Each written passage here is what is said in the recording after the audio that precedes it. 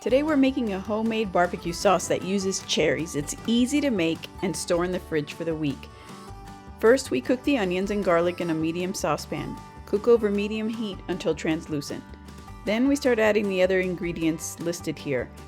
I usually use frozen cherries for this recipe because I can find them any time of the year, and I can also buy them organic since it's listed as one of the EWG's Dirty Dozen almost every year.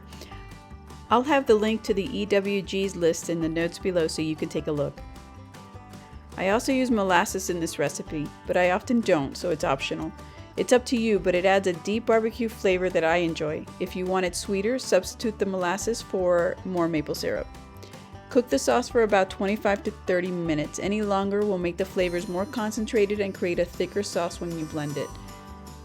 I had it on a little high when I made this video, but keep it to a low simmer and you won't make the mess that I did.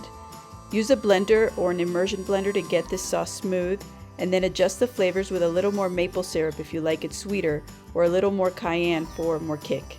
Anyway, this recipe is quick and makes for an excellent marinade for tofu, tempeh, or seitan, or for adding to any dish you want to have that barbecue sauce flavor.